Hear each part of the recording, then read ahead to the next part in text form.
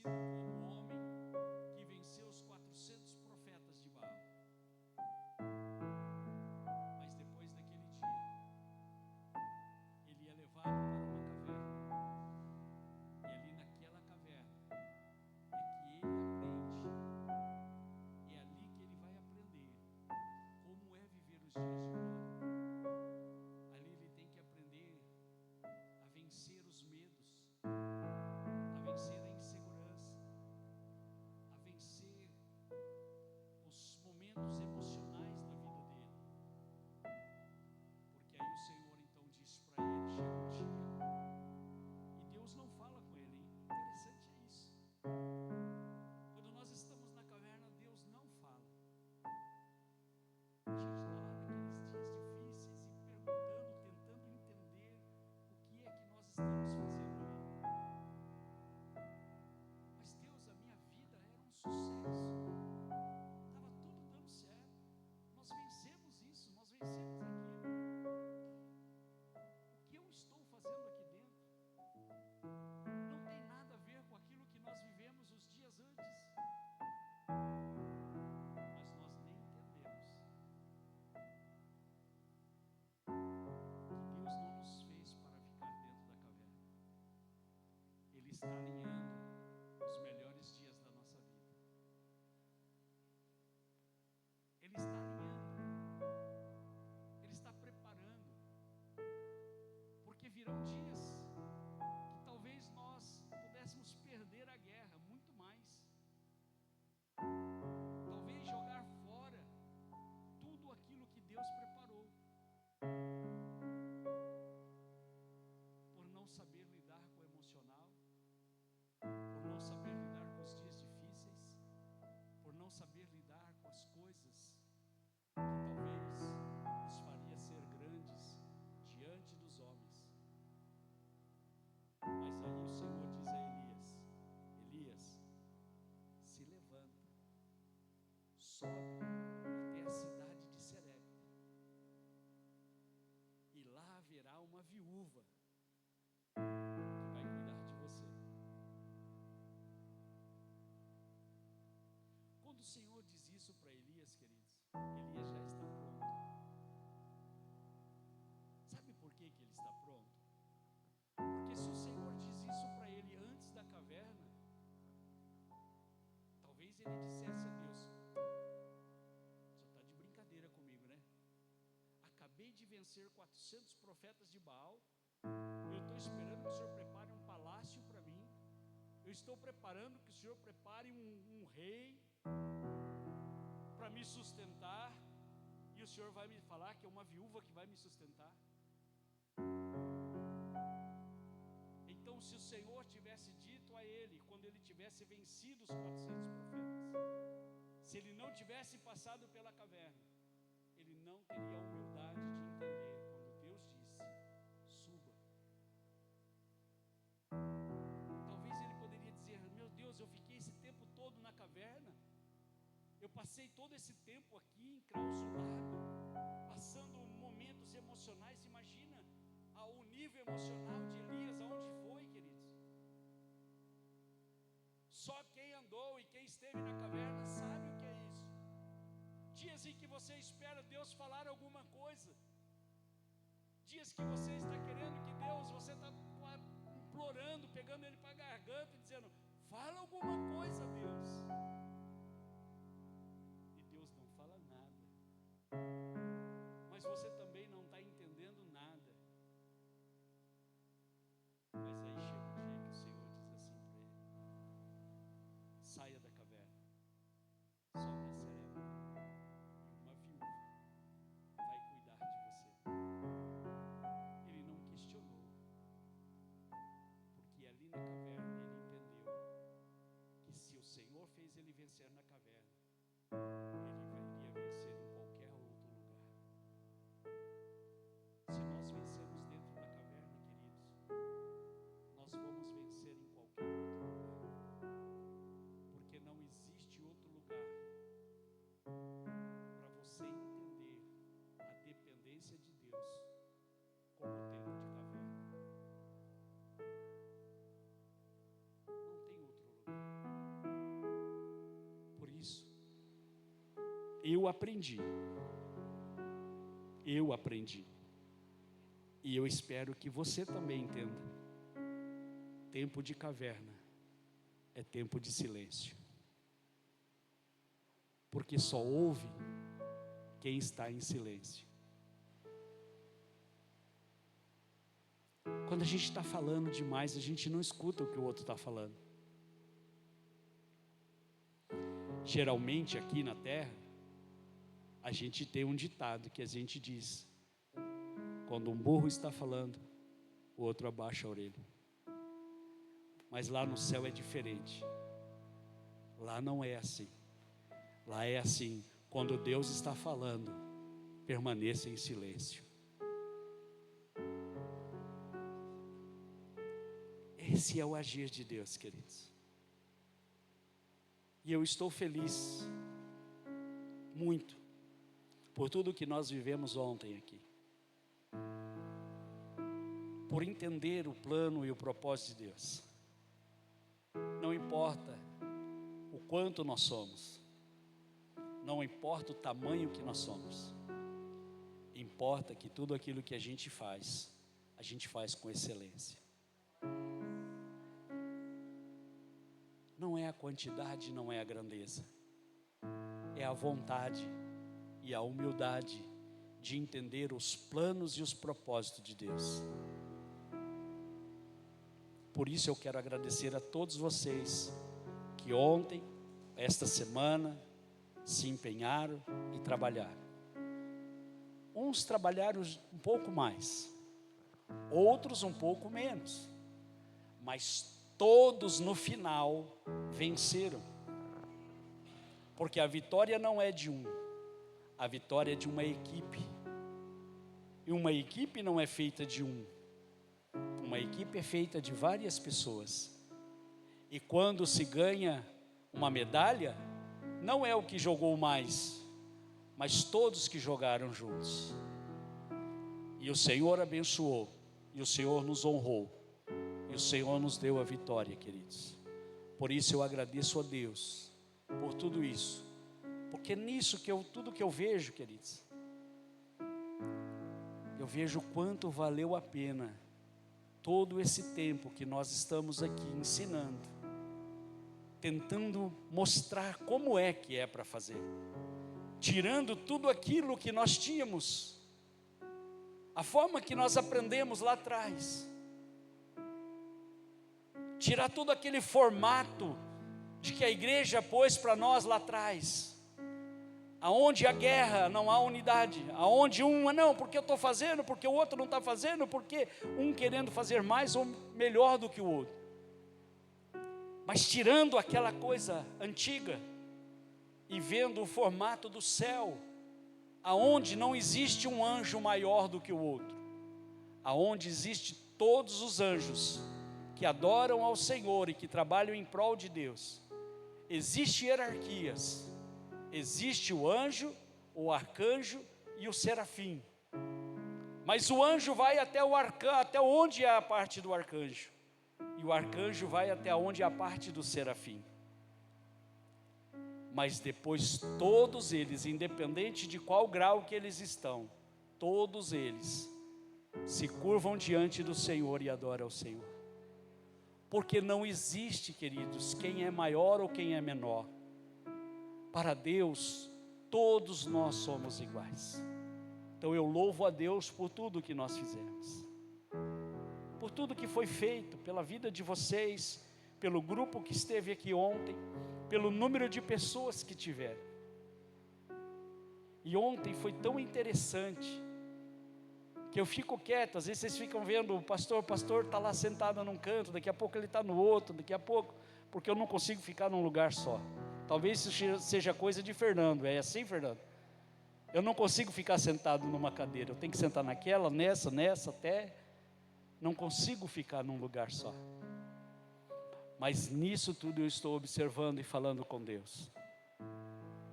E na hora que eu vou falando com Deus, o Senhor vai trazendo para mim de uma forma tão carinhosa, queridos. Eu estou tão feliz porque Deus é tão carinhoso com a gente. Porque a gente fica olhando e a gente ainda tem algumas coisas passado. Existe ainda algumas coisas dentro de nós da religião, que às vezes a gente fica olhando, né, para a quantidade, e aí a gente, meu Deus do céu, será que vai dar, será que nós vamos conseguir? As irmãs estão fazendo algo para alcançar um propósito. Aí o Senhor diz assim: eu já preparei uma maturidade. A gente começa a ver a maturidade, o crescimento de cada um. Que por mais que às vezes venha uma certa frustração, por aquilo que nós estamos vendo, nós conseguimos entender que Deus está operando dentro daquilo. E você vê a alegria, a satisfação, a paz de cada um. Vê o Pereirinha com um sorriso aqui em cima, parecendo o Coringa, não tem para ninguém, queridos. Vê ele se esbaldando, vendo o trabalho sendo honrado. Não tem coisa melhor do que a gente ver Deus honrando aquilo que a gente está fazendo, por mais simples que seja.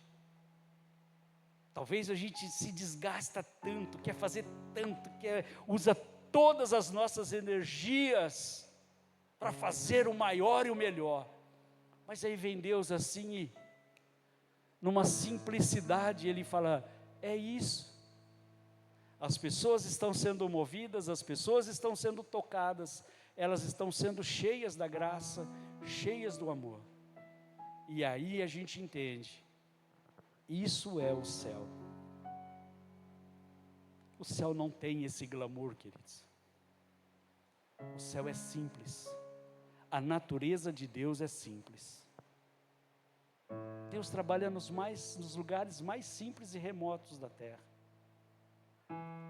Então por isso é a minha alegria, de ver que a gente entrou em uma caverna, sem que Deus mandasse, entramos por livre e espontânea pressão, e de repente dentro de uma caverna, permanece-se em silêncio, mas aí chega o grande dia em que Deus diz assim: saia para ver o grande milagre que eu vou fazer através de você.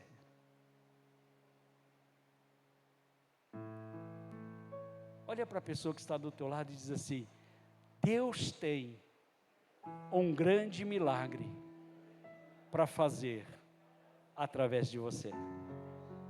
Amém? Pessoas serão tocadas, pessoas serão movidas. O Fernando, amigo, um grande amigo, a esposa, o garotinho, eu não lembrava dele, ele era muito pequenininho, agora que eu estou vendo ele. Você falava dele para mim, eu estava já imaginando um rapazão alto, agora que eu estou lembrando dele. É uma grande alegria e é um propósito de Deus vocês estarem aqui nesta noite, é uma resposta de Deus para a nossa vida. Porque nós temos orado e pedido a Deus. E ver o Fernando hoje aqui, para mim, particularmente, é uma grande alegria. Porque a última vez que ele veio aqui, que ele esteve aqui, não foi muito boa, né, Fernando? Ele ligou para mim, ele lembrou de mim. Pastor, estou precisando do senhor agora. É para já. Eu falei, vamos embora, desce na igreja. E desde então, queridos, nós temos orado por ele. Eu tenho pedido a Deus que Deus toque, que Deus abençoe, que Deus faça algo poderoso na vida dele, que Deus mude ele, que tire ele dessa caverna. E hoje ver ele aqui, eu acredito que seja esse o dia que o Senhor está dizendo: saia dessa caverna, sobe até Serepta, uma viúva vai cuidar de você, e lá você vai ver os milagres de Deus. Então isso é satisfatório, queridos, é isso que nos faz continuar crendo, esperando, lutando, acreditando que há um lugar que está nos esperando, e que nós estamos indo para lá, o céu. O céu está à minha espera e à sua espera. Feche os teus olhos, eu quero orar agora e quero convidar a pastora Shirley. Pastora Shirley, eu estou achando que eu vou deixar você pregar todo domingo. Porque todas as vezes que ela vai pregar, vem visitante. Eu acho que esse é o segredo dos visitantes vindo na igreja. Toda vez que a gente fala, pastora Shirley, você vai pregar. Aí vem visitante, aí ela fica toda e toda, já treme por natureza, aí ela começa a ficar mais tensa. É a hora que Deus usa. Amém? Coloque-se de pé, nós vamos orar. Pai, obrigado por tudo, Senhor. Por tudo que o Senhor fez ontem, por tudo que o Senhor está fazendo hoje, por tudo que o Senhor ainda vai fazer. Nós abençoamos a vida da pastora Shirley, que o Senhor derrame a sua graça, todo o teu amor, toda a tua graça sobre ela. Ó Deus, que a palavra que sair da boca dela nesta noite, seja, Senhor, o mel que nós precisamos, Deus, para a nossa cura, que seja a doçura, Senhor, para a nossa alma e o nosso espírito, que seja a palavra profética que nós precisamos ouvir, e que sejamos tocados e movidos pela ação do teu Espírito. Muito, muito obrigado, Senhor. Nós abençoamos tudo o que o Senhor está fazendo neste lugar, em nome de Jesus. Amém. Amém, aleluia, glória a Deus.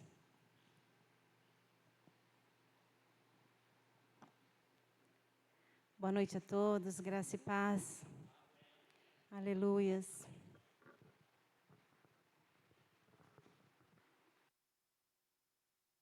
Glória a Deus. Podem se assentar, fiquem à vontade. Aleluias. Glória a Deus. Quem já pôde sentir a presença do Espírito Santo aqui essa noite? Quem que já foi tocado? Eu já fui muito ministrada essa noite. Aleluias. O Senhor, Ele se revela a nós, Ele nos toca, Ele fala conosco através de pequenos detalhes. Glória a Deus. A ministração dessa noite, a palavra do Senhor para nós essa noite, ela tem um tema bem interessante. Rasgai o coração, não as vestes. E eu estava ali sentada enquanto o pastor Fernando falava, e aí Deus me trouxe uma outra revelação sobre isso, que fala assim: rasgai o coração. Rasgar o coração é no secreto. Rasgar as vestes é em público. O Senhor está chamando a gente para um secreto. O Senhor está falando, está no momento de você rasgar o seu coração. Eu não quero mais ninguém rasgando as vestes. Eu quero você no secreto, e é lá que eu vou falar com você. É no secreto que o Senhor vai te ouvir.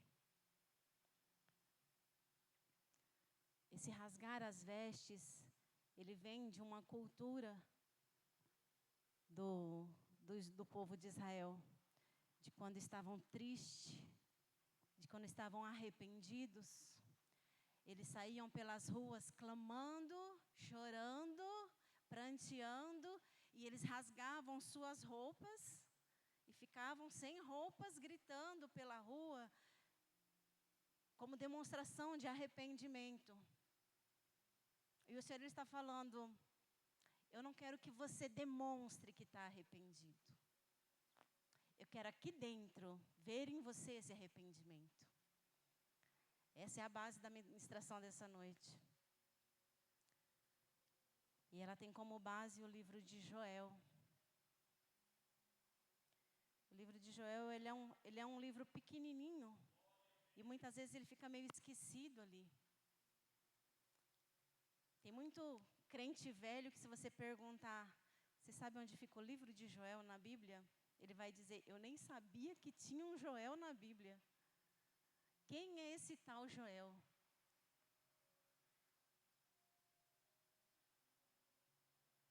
Joel foi um profeta do Senhor.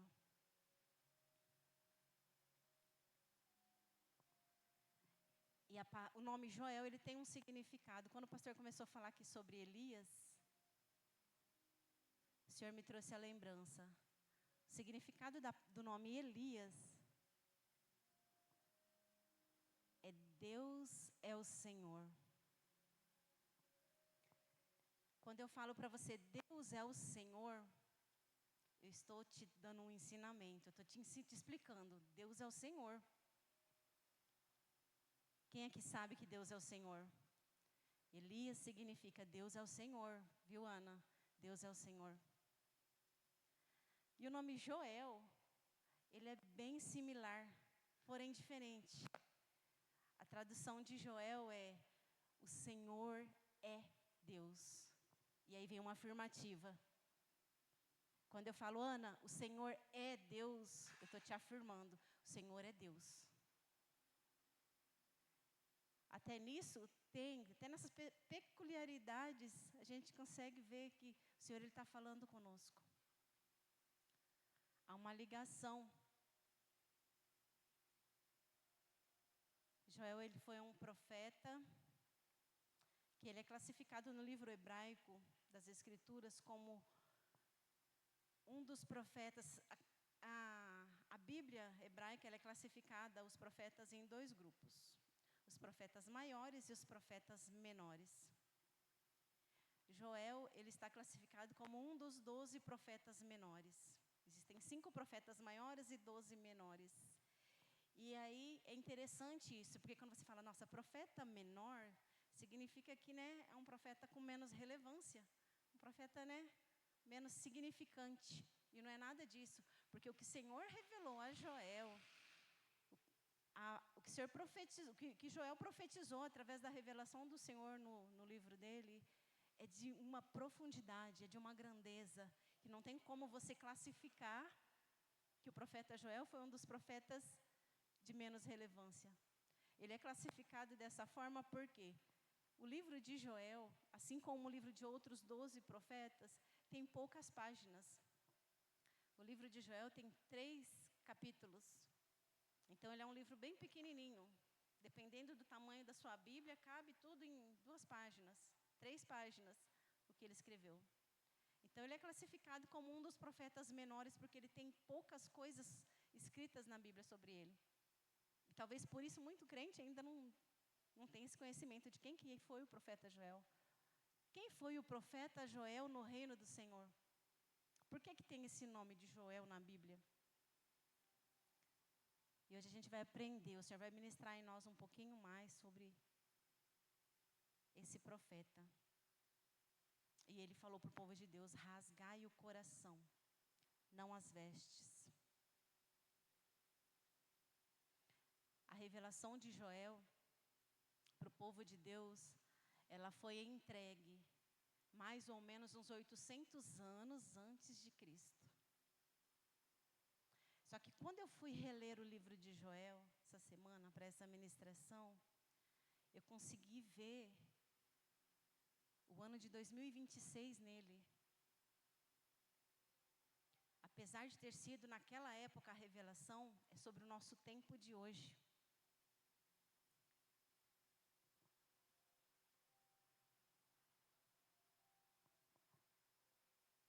Lembrando que a gente vai falar aqui sobre uma visão profética. E o Senhor nos diz que uma revelação profética, uma visão profética, raramente será literal.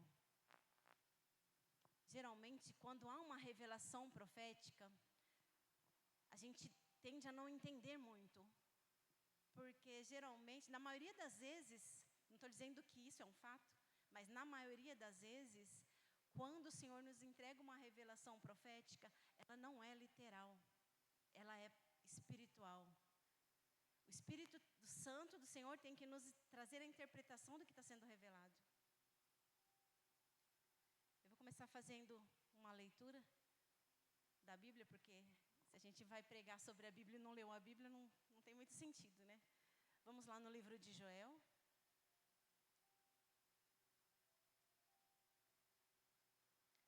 Vamos no capítulo 1, versículo 2 e 3. Eu estou usando aqui a versão NVI, Lilis, que diz assim, versículo 2: ouçam isso anciões. Aqui o profeta Joel fala anciões porque eram os líderes da cidade na época. Então ele está aqui trazendo uma revelação para quem é líder. Você é líder na sua casa? Você é líder no seu ministério? Todos nós temos um chamado para liderar algo. E isso o Senhor está revelando para aquele que está à frente. Você está à frente da sua casa, é para você. Você está à frente de um ministério, é para você. Aqui é os anciões, que eram os líderes da cidade. Isso foi uma revelação feita para o povo de Israel. Ouçam isso, anciões. Escutem, todos os que habitam, todos os habitantes do país. Já aconteceu algo assim nos seus dias? Ou nos dias dos seus antepassados? Contem aos seus filhos o que aconteceu, e eles aos seus netos, e os seus netos às gerações seguintes. Ou seja, essa revelação que está sendo entregue é para ser passada de geração em geração até que ela aconteça. Então, uma revelação que foi entregue para o futuro.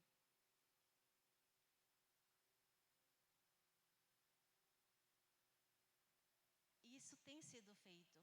A Bíblia, ela tem sido, desde que ela foi escrita pelos profetas, pelos apóstolos do Senhor, pelos grandes homens levantados por Deus, desde que a Bíblia foi escrita, ela tem sido passada, né?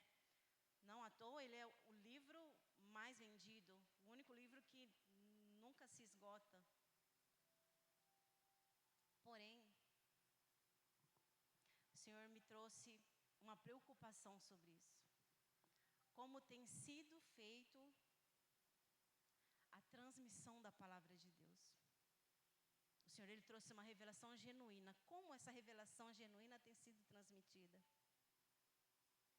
E aí o Senhor nos diz, é preciso ter cuidado com a roupagem nova que se está colocando na história contada, as novas gerações, para que isso não fuja do contexto.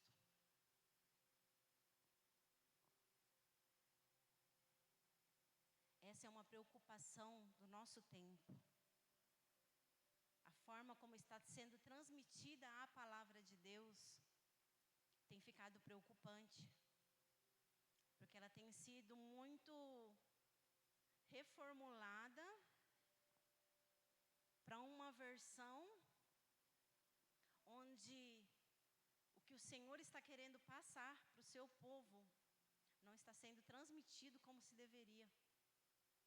Ao ponto de que os cristãos não estão conseguindo suportar ser cristão, porque viramos todos soldados rasos. Aquele preparo para a batalha que todo soldado precisa, não está tendo mais, não está sendo ensinado mais, não está sendo ministrado mais. Profeta.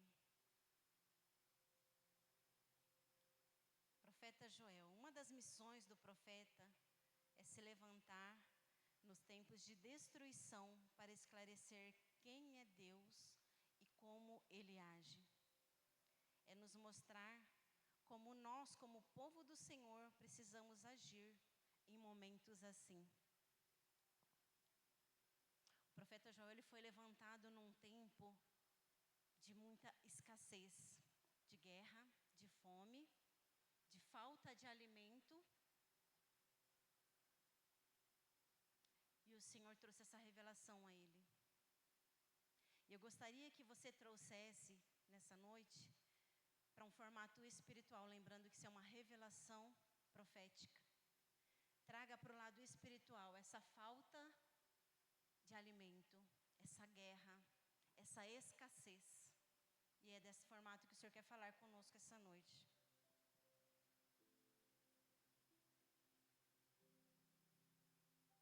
O Senhor entregou através do profeta Joel a chave para a restauração daquela situação que estava acontecendo. E Talvez hoje, se você tiver com seu coração aberto, o Senhor entregue ao seu coração também a chave para a solução do que está acontecendo na sua casa, na sua vida, no seu ministério, para as pessoas que você conhece. Porque não tem como você levantar sua mão e falar assim, ó, eu não conheço ninguém que esteja passando por problema financeiro, emocional, físico.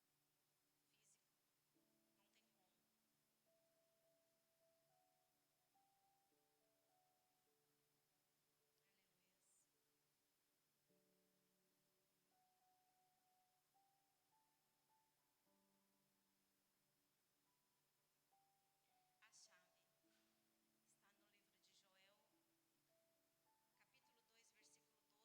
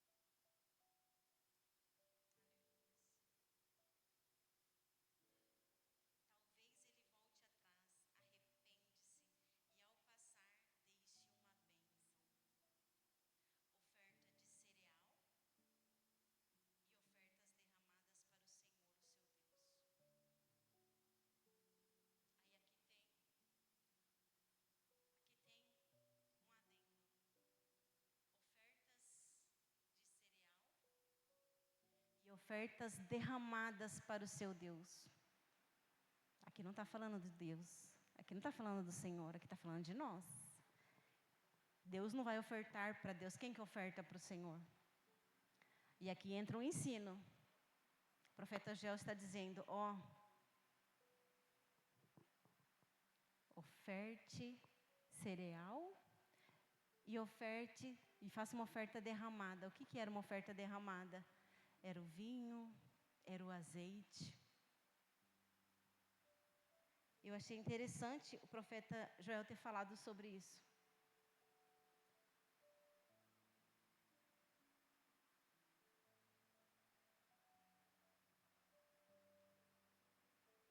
No versículo 15 ele diz, toquem a trombeta em Sião, consagrem um jejum e convoquem uma assembleia sagrada. Ele está falando aqui sobre arrependimento. No versículo 12 ele fala para você se converter de uma forma genuína. No 13 ele fala para você ter o seu coração rasgado, que não é o que apenas estamos aparentando, é que nós estamos sentindo em relação ao nosso próprio erro. No 14 ele diz que Deus ele é tardio em se irar e grande em amor. Deus ele repreende como uma mãe. Como é que a mãe repreende o seu filho? Eu repreendi a Lília assim, Lília, eu vou contar até 3. 1, 2, 2,5, 2 e 1/4, não é? E Deus ele é assim, ele fica esperando. Há um tempo de resposta entre o que você errou e o agir de Deus.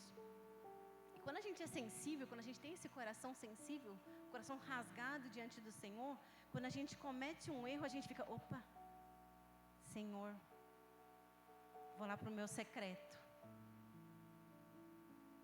A resposta de reação de Deus não é assim, não, você bate, ele fica, eita, não vai se arrepender? Não contritou o coração não? Então tá, toma. Há um tempo de resposta do Senhor. A gente não está aqui falando, a gente não serve um Deus malvado, a gente serve um Deus justo.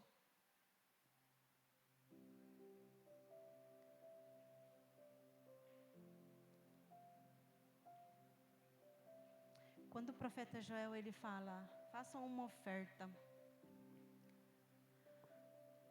de cereal, de vinho, de azeite, ele está falando isso num tempo em que Deus levantou ele para ministrar a um povo que estava passando por um momento de escassez, de falta. O povo tinha o cereal, o povo tinha o azeite, o povo tinha o vinho. Era um período de grandíssima fome, de muita escassez. Agora vamos falar de forma espiritual? O Senhor está te pedindo hoje.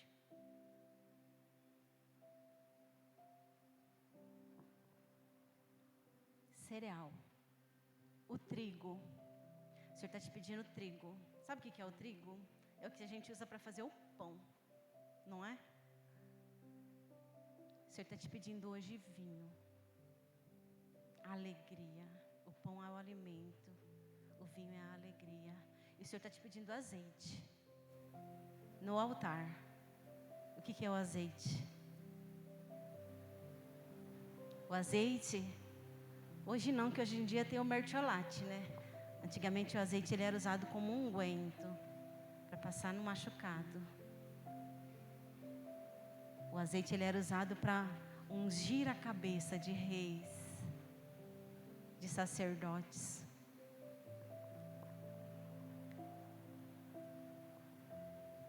O Senhor está dizendo hoje, você tem o alimento, a palavra para entregar no altar? Lembrando que a gente está falando isso aqui para os anciãos, para o líder da casa, para o líder do ministério. Você tem o vinho, a alegria para ministrar no altar? Para derramar no altar? Para entregar como oferta ao Senhor? Você tem o azeite?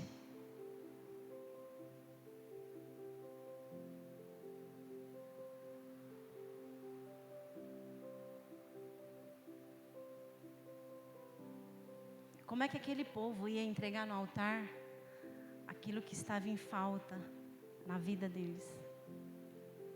Como é que você vai dar o que você não tem? Ontem, quando o ministro do louvor da banda EDD falou: como é que eu vou dar um copo de água para você se eu não tenho nem um copo de água aqui? Eu falei: Senhor, o Senhor já tinha me entregado essa revelação. Você já tinha falado para mim como é que o meu povo vai ministrar no altar, entregar no altar aquilo que está faltando. Se eu estou pedindo o pão, se eu estou pedindo o vinho, se eu estou pedindo o azeite e está em falta, virou escassez. Você não acha mais nos altares as pessoas entregando isso como oferta. Quando ele falou isso, como é que eu vou entregar aquilo que eu não tenho?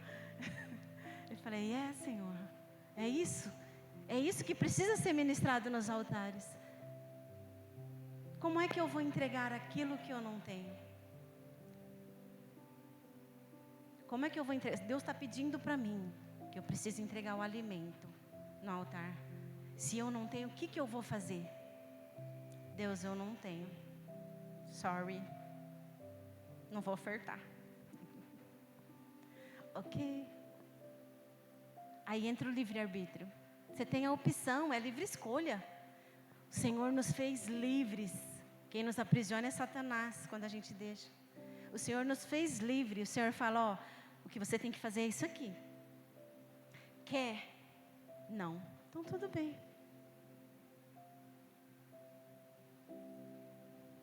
Mas toda ação, quando o Senhor pede isso ao povo, o Senhor não está falando: eu sei que o que você tem ali está contadinho, mas mesmo assim, traz para mim, morra de fome. Quando o Senhor está pedindo isso, é porque vai ter um retorno. Isso não é barganha, não é oferta de troca, é de obediência. O Senhor falou: o meu povo deixou de ofertar. Quando começou a faltar, lá atrás, lá no começo, sabe quando nos cultos parou-se de se ver ministrações, moveres do Espírito Santo? Lá atrás, quando o povo parou de ofertar, de entregar no altar aquele alimento genuíno, feito com o trigo mesmo, o vinho novo. Vamos falar de vinho novo? Não tem mais vinho novo nas igrejas. Não tem vinho novo sendo derramado. Por quê? Por quê? Porque por mais que nós plantamos, porque frutos estão sendo plantados, por que por mais que estamos plantando frutos, não está tendo colheita? Estamos plantando a semente, desculpa, porque se planta a semente, estamos plantando a semente e não estamos colhendo frutos do que nós estamos plantando. Há uma sequidão, ministerialmente falando, dentro das igrejas. Isso não é comunidade da família, isso é todas as igrejas. Isso é resposta de algo que aconteceu lá atrás. Mas a comunidade da família de Bauru, Shirley, só tem 6 anos. Isso está acontecendo há muitos anos. Já faz mais de uma década que se vê essa fome nas igrejas. Desde que resolveram dar uma roupagem nova para a palavra de Deus. Vamos entregar o pão, mas vamos entregar o pão com um pouquinho menos de farinha. Vamos colocar um pouquinho mais de fermento, ele vai crescer. E aí a gente entrega. E aí eles vão gostar, porque vai ter um pão maior, só que vai ter menos farinha.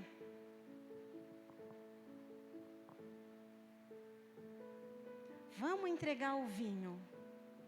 povo precisa alegrar o coração. Vamos entregar o vinho. Mas vamos colocar um pouquinho de água. Não sei como é que se batiza o vinho. Vamos colocar um pouquinho de água. E aí a gente entrega. Eles vão se alegrar do mesmo jeito.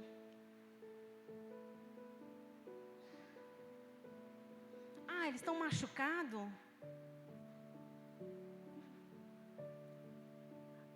Não tem como passar azeitona, né? No lugar do machucado. Tem que ser unguento, tem que ser o azeite. Então deixa machucado mesmo. Não vamos passar azeite não tem como batizar o azeite. Eu acho. Igreja cheia de pessoas machucadas, feridas. Pessoas morrendo, pessoas gritando e gemendo de dor. Num lugar onde era para estar sendo derramado azeite na ferida. E não está sendo derramado. Porque o azeite acabou. Aleluias. O Senhor, Ele fala que através da obediência, o Senhor estaria trazendo de volta, conforme a profecia de Joel, o Senhor estaria trazendo de volta o trigo, a uva e a azeitona. O Senhor ia encher os celeiros que antes estavam arruinados, derrubados, de uva, de azeitona e de trigo. E aí o Senhor nos traz uma revelação. Você quer ser cheio? Você quer o seu celeiro cheio de uva, de azeitona e de trigo? Não. Porque você não vai dar trigo para o seu filho comer. Você não vai dar trigo para o seu filho comer. Você não vai alegrar o coração da sua família dando uma bacia de uva para eles comerem. Você não vai sarar a ferida daquele que está machucado esfregando a azeitona. Tem que ter um processo. E aí entra uma revelação do Senhor. Quem está disposto a passar pelo processo? O Senhor está dizendo que você é o trigo, você é a uva, você é a azeitona. E Ele precisa fazer você passar pelo processo para que o que Ele propõe no seu ministério, na sua liderança, seja cumprido. Então você é o trigo. Para o trigo virar pão, ele precisa ser amassado, socado, moído.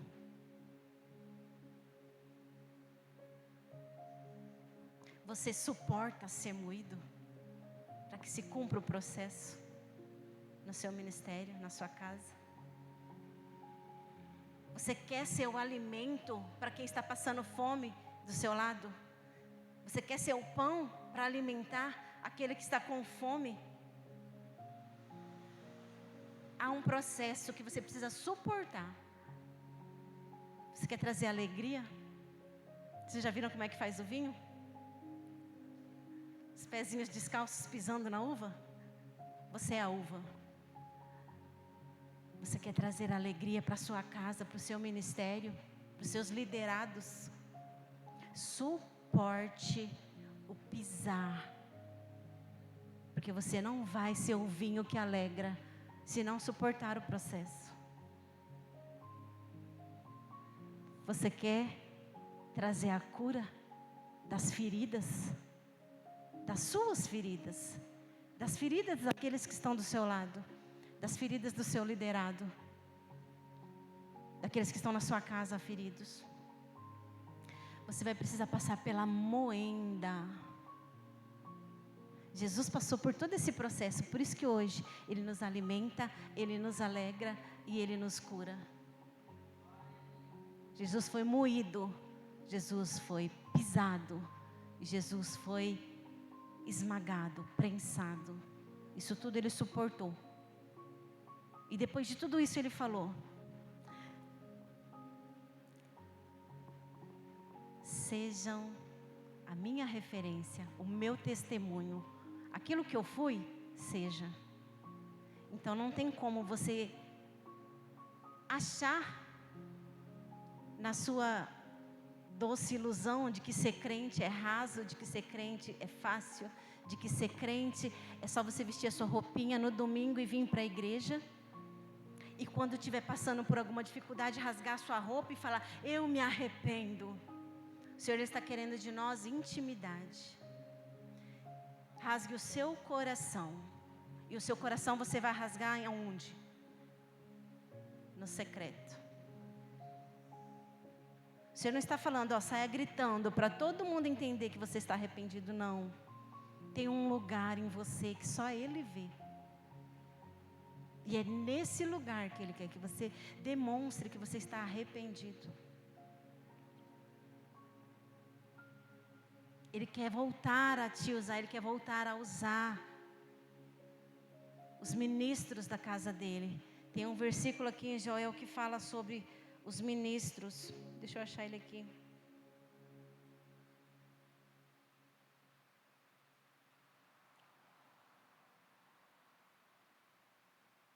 Joel 1,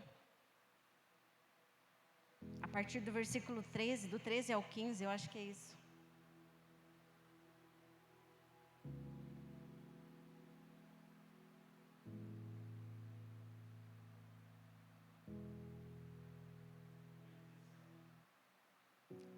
Dois 17. Vamos ler. Coloca aqui, Lília. 2:17.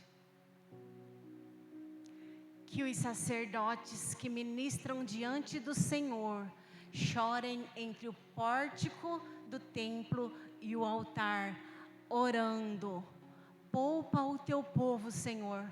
Não entregues a tua herança ao desprezo e a zombaria entre as nações. Porque diriam entre os povos: onde está o Deus deles? Aqui o Senhor está falando que os sacerdotes, aqueles que ministram nos altares, que se arrependam onde? Nos altares. O Senhor está falando que está na hora de nós voltarmos a entregar o pão que alimenta. Eu não aguento mais ouvir as pessoas falando: eu ainda sinto fome do Senhor. Eu ainda estou com fome, eu não consigo mais me saciar. Pessoas que buscam a gente para dizer: eu preciso de alimento espiritual. Eu estou muito fraco espiritualmente.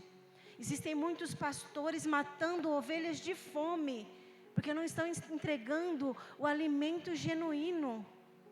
Existem muitas ovelhas que estão morrendo com necrose nas feridas, porque os pastores não estão cuidando, passando unguento em suas feridas. Existem pessoas morrendo de angústia, de tristeza.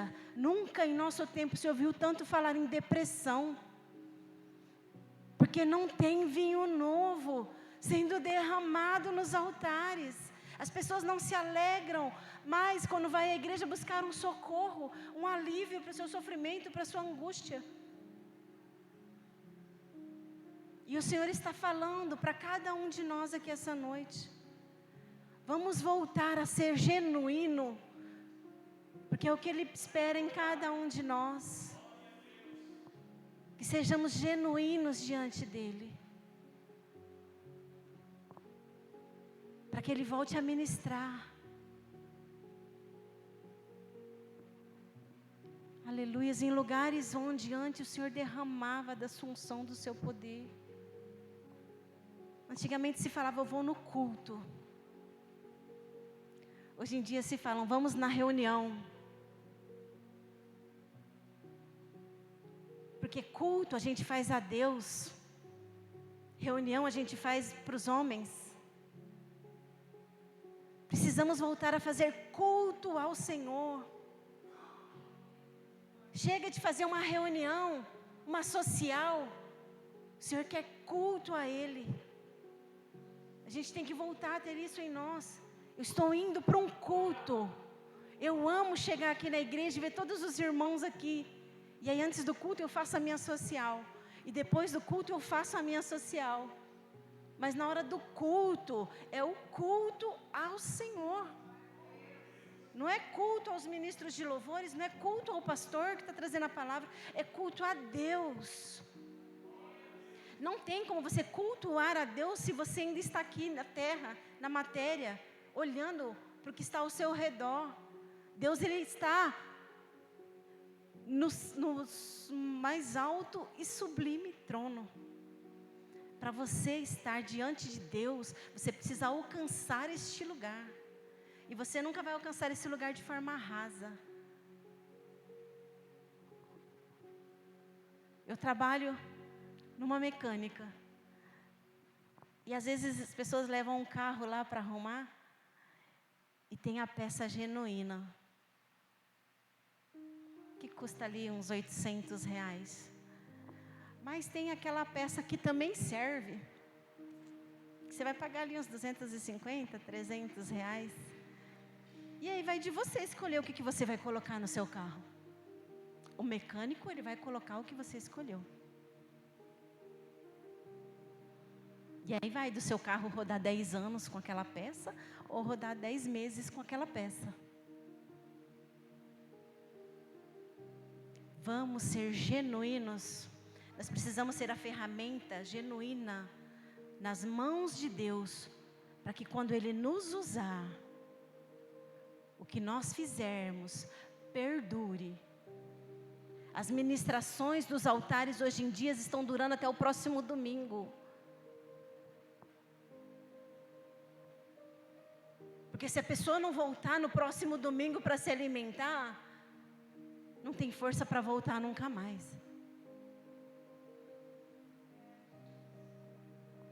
E hoje em dia talvez esteja sendo ministrado palavras rasas, peças paralelas, para que a pessoa sempre volte, para matar aquele pouquinho de fome.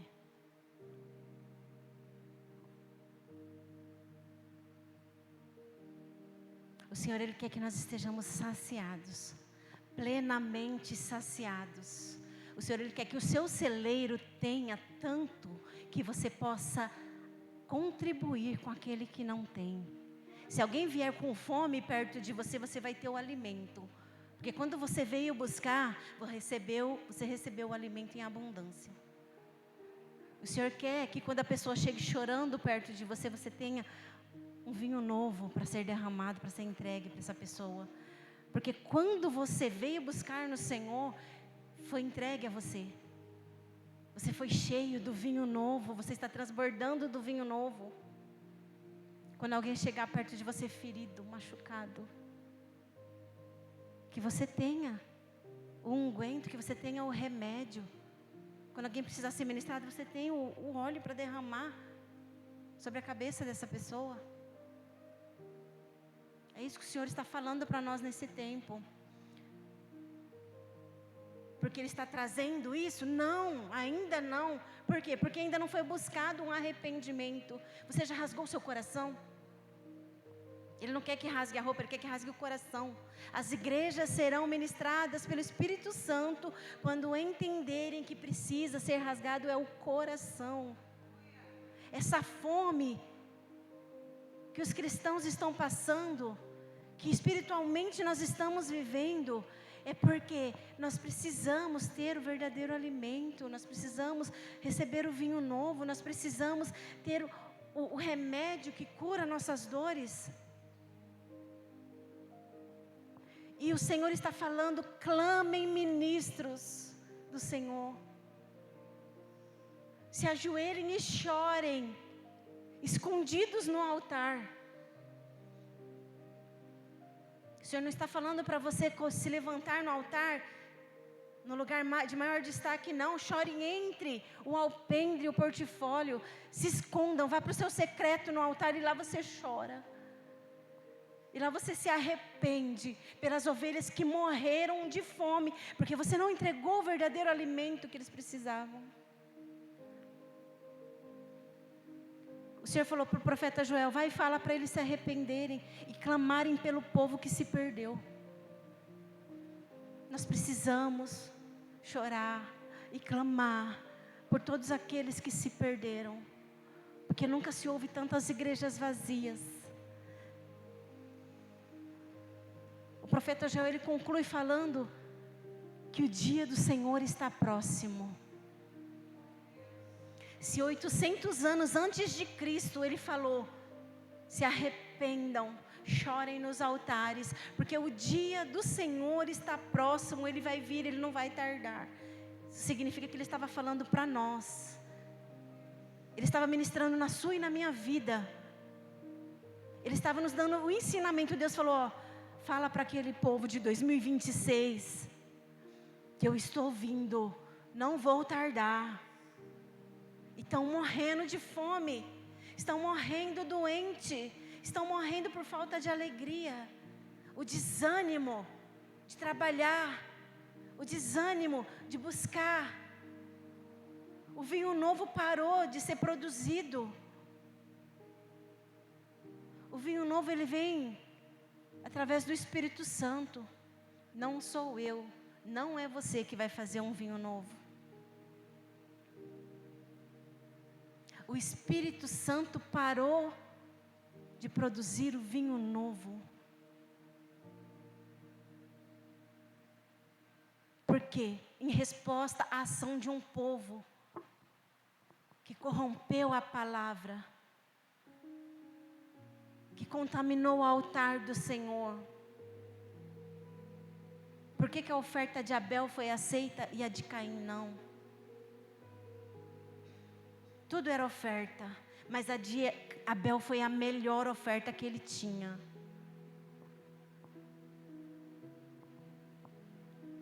Por que o Senhor aceitou a oferta? Esqueci o nome agora. Quando Pedro reuniu a igreja e todos acharam que tinham que ofertar para o crescimento da obra do Senhor,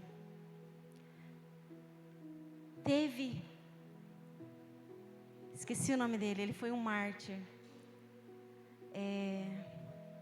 aquele que Saulo apedrejou, esqueci o nome dele, tá ok. Levantou-se um homem de Deus, que é esse que Saulo apedrejou. Ele se levantou e ele vendeu o terreno que ele tinha, e ele entregou no altar, e falou: isso aqui é tudo que eu tinha de valor naquele terreno, eu entreguei aqui. E aí tinha um casal, eu lembro da Safira e o marido dela. Eles falaram: que interessante, ele foi honrado, porque ele entregou uma oferta, vamos fazer isso também. Correram lá, venderam o terreninho que eles tinham. Só que aí a Safira falou assim para o marido: eu acho que é muito dinheiro. Ananias era o esposo que se corrompeu. E é por isso que quando Deus coloca uma mulher na vida de um homem, que ela seja uma mulher de Deus. Porque uma mulher tem o poder de corromper o marido para que ele faça coisas erradas, ou de colocar ele no caminho certo. Porque quando ela fez aquilo, ela condenou à morte, ela e o marido. Mas por quê? Porque ela não quis ofertar tudo? Ela tinha essa obrigação? Não. Ela não precisava ter ofertado tudo. Ananias não precisava ter entregue tudo no altar, naquela ocasião. Ele poderia ter vendido o terreno dele e falado assim: ó, parte do que eu vendi está aqui. A outra parte eu vou ficar, para que se faltar alguma coisa, eu e minha esposa tenha com que sobreviver. Só que ele não fez isso. Ele achou que enganava a Deus. Ananias e Safira achou que conseguiriam enganar o Senhor. E aí então eles pensaram: Se o outro ofertou e foi honrado, a gente vai ofertar também. Eles vão nos honrar, porque o que eu quero? A honra, o status. E é isso que está sendo ensinado hoje em dia. Não é entregue sua oferta genuína, que é o que o Senhor está pedindo a nós. Estão dizendo, entregue uma oferta, para que você seja honrado. Eu estou até agora tentando lembrar o nome. Barnabé. Ele entregou toda a sua oferta e foi honrado. Obrigado, meninas. É que não estava programado para eu falar sobre isso hoje, aí nem... Eu sou péssima com nomes. Se eu for apresentada para alguém, eu tenho que ser apresentada umas 5 vezes, para que eu grave o nome da pessoa. Barnabé entregou tudo o que tinha.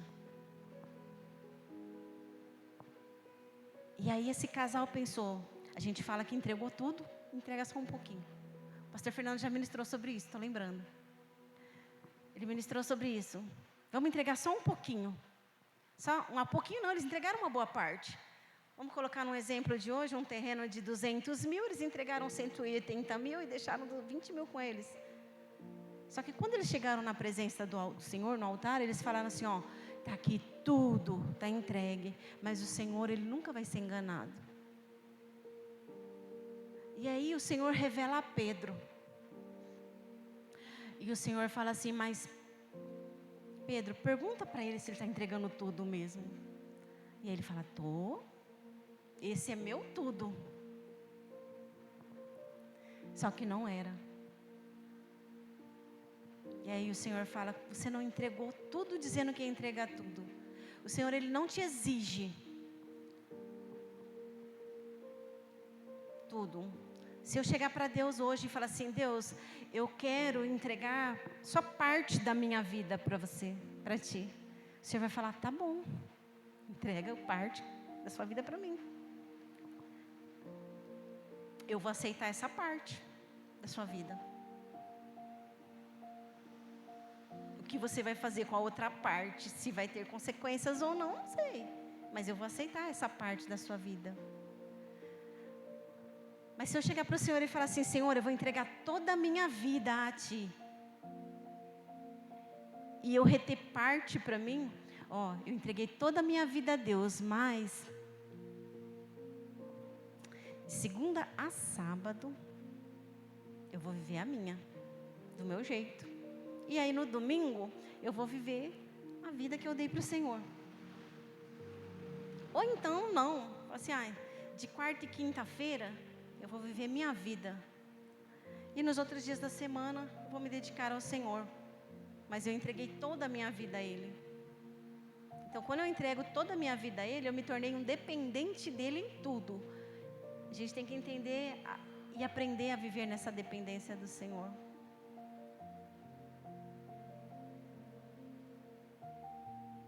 Não fazer barganha com o Senhor.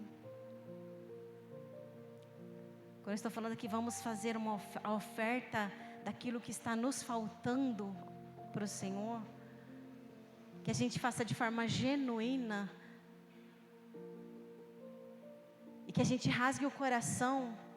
A gente está falando sobre algo específico que Deus pede de cada um de nós. E que só é revelado a nós no secreto. Então, se Deus está pedindo de você algo, mesmo que você acha que não tem, se Ele te pediu no rasgar do seu coração no secreto, entregue a Ele no altar, porque é isso que Ele está esperando de você, para que a escassez pela qual você está passando seja sanada, para que Ele entre com providência. O Senhor, Ele quer entrar com providência na nossa vida. Mas isso depende dEle? Não. Ele é a resposta. A nossa obediência. Então que a gente possa. Não rasga as vestes. Deus, Ele não quer que você aparente arrependimento. Rasgue o seu coração. Que o Senhor consiga ver em nós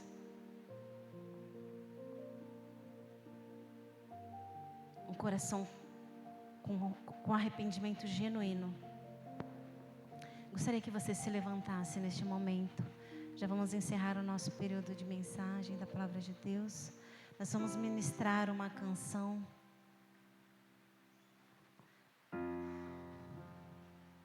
Entregue o seu coração ao Senhor. Se rasgue no seu secreto. O Senhor, Ele quer matar a sua fome. Ele quer derramar sobre sua vida um vinho novo. Ele quer tirar de você toda dor.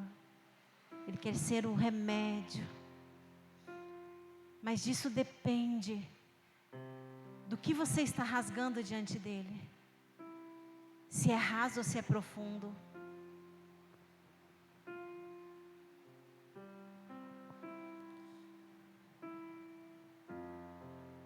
Deixa Ele ministrar na sua vida. Deixa o Senhor ministrar na sua vida.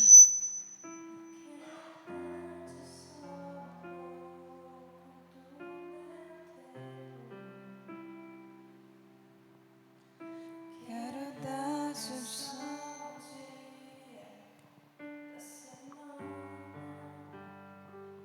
que sejas meu universo.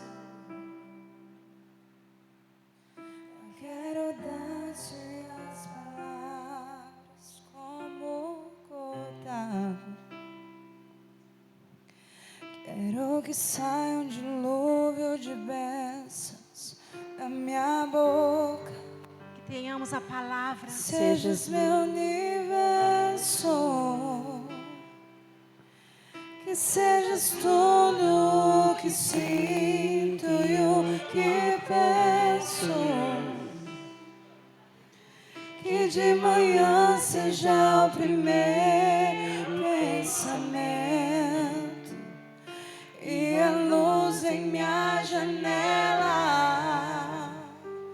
Que sejas meu universo. Que sejas tudo que eu sinto. Pensamento. Aleluia.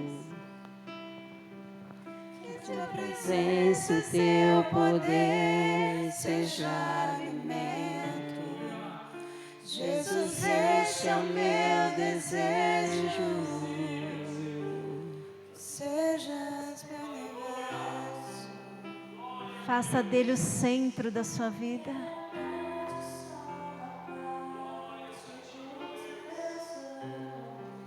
Entrega tudo a Ele.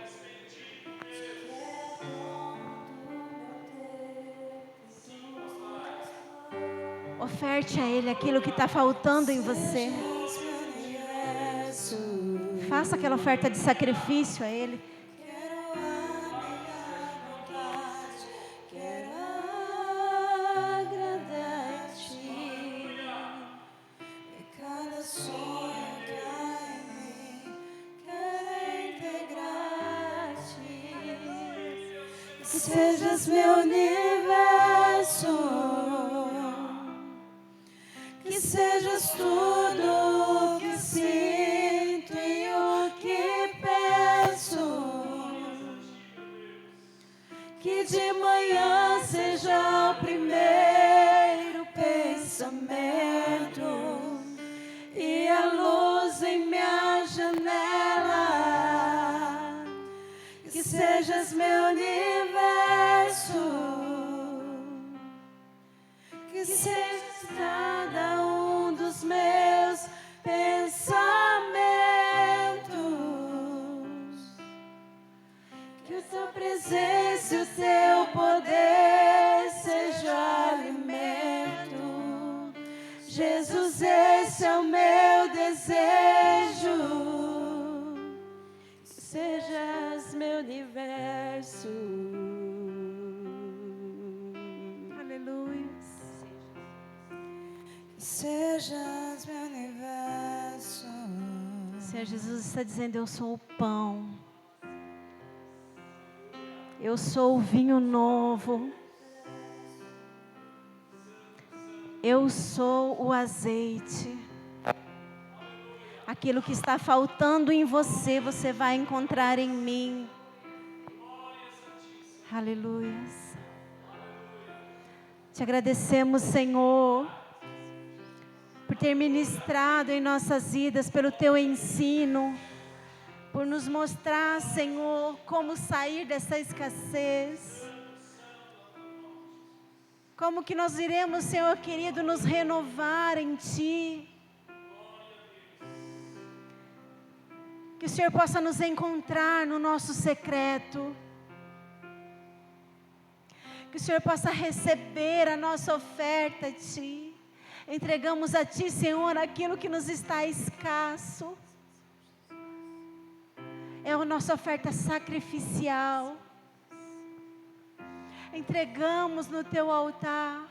Clamamos, choramos e nos arrependemos, Senhor, por todo esse tempo em que vivemos uma vida rasa. Por todo esse tempo, Senhor, em que aceitamos um alimento que não fosse o genuíno. Por todo, Senhor querido, esse tempo em que não buscamos o vinho novo, o renovo que vem de Ti. A ministração do Teu Espírito Santo. Em que olhamos apenas para nós. Em que buscamos só os nossos próprios interesses. Em que nos corrompemos. Quando o Senhor esperava de nós algo genuíno. Algo que permanecesse, algo que fosse eterno. Como ir para a eternidade buscando algo raso, não tem como. Obrigado, Senhor, por nos revelar, por nos abrir os olhos, para que a partir de hoje a gente busque o eterno. Aquilo que vai nos levar para as coisas eternas. Aquilo que vai nos levar a Ti. Agradecemos a Ti, Senhor, por ter ministrado em nós essa noite. Queremos estar no centro da Tua vontade. Não quero dar-te só um pouco do meu tempo. Te quero dono do meu tempo e dos meus planos. Sejas meu universo. Que sejas cada um dos meus pensamentos. Que a Tua presença e o Teu poder. Esse é o que nos alimenta. Seja o alimento. É o que vai nos sustentar, a presença do Senhor.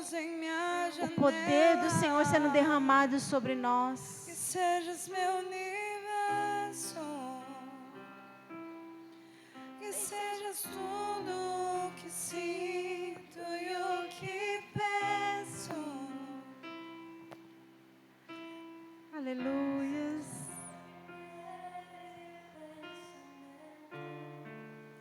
Jesus, Deus na minha janela. Que sejas meu universo. Preencha, Senhor. Preencha cada um dos meus pensamentos. Que a Tua presença e o Seu poder seja o alimento. Jesus, este é o meu desejo. Aleluias. Glória a Deus, aleluias. Quando colocamos o Senhor no centro da nossa vida, nada vai nos faltar, porque Ele é o nosso alimento, Ele é o que nos alegra, Ele é o que nos cura. Amém? Glória a Deus. Aleluias. Aleluia. Glória a Deus. Vamos encerrar, queridos. Amém. Como a gente disse, né? Que palavrão foi esse, hein? Amém. Glória a Deus. Palavra revelada. Rasgai não as vestes, nada superficial, mas todo o nosso coração. Você que trouxe o seu dízimo, a sua oferta, segura na tua mão. Pai, nós abençoamos agora os dízimos e as ofertas dos teus filhos. Que o Senhor derrama, Senhor, graça sobre graça. Que a abundância, Senhor, seja liberado na vida deles. Que, ó Deus, nunca falte o pão, a uva e o azeite, Senhor. Que, ó Deus, o Senhor possa prosperar a nossa casa. em nome de Jesus. Queridos, eu gostaria de levantar um clamor pela vida do nosso irmão Mário. Amém? Irmão Mário, todos sabem que ele está passando por um processo aí, e deu uma crise nele, e nós precisamos orar. Então eu quero juntamente com vocês orar por ele, e orar por todos aqueles que precisam de oração. Amém? Agradecer a Deus pela vida de vocês que estão nos visitando hoje. Que Deus abençoe. As portas não estão abertas, elas estão escancaradas para vocês. Amém? Glória a Deus. Aleluia. Pai, em nome de Jesus, que o Teu Espírito Santo, juntamente com o anjo, Senhor, de cura agora, possa visitar o Mário aonde ele está agora, na casa dele, Senhor. Que Tu possas tirar essa dor que ele está sentindo, Pai, imediatamente. Que o Senhor possa trazer o alívio, ó Deus. Que o Senhor possa trazer aquilo que ele precisa neste momento. Tira dele toda a ansiedade. Tira dele, Senhor, todo o nervoso, Senhor. Tira dele, Senhor, agora, Senhor, todo este mal que está trazendo, abalando, Senhor, o emocional dele. Pai, em nome de Jesus, coloca um anjo lá agora, Senhor. Visita ele poderosamente. Meu Deus, abençoa também todos os nossos irmãos que aqui estão. Aqueles também que não estão. Aqueles que precisam, Senhor, de um milagre de cura. Visita agora, Senhor, em nome de Jesus. Abençoa os visitantes desta noite. Que o Senhor toque poderosamente no coração de cada um. No nome do Senhor Jesus Cristo.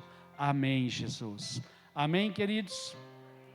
Que o amor de Deus Pai, que a graça do nosso Senhor Jesus Cristo e que a doce comunhão do Espírito Santo de Deus seja com cada um de vós, hoje e para todos sempre. Amém, amém. Deus abençoe, vão em paz, no nome de Jesus. Mas tem um recado aqui, sábado, dia 7 de março, às 15 horas, terá aqui na igreja a mesa das mulheres, amém? Vocês, mulheres, estejam aqui e sejam abençoadas em nome de Jesus. Amém? Está encerrado o culto desta noite. Vão em paz, que Deus abençoe.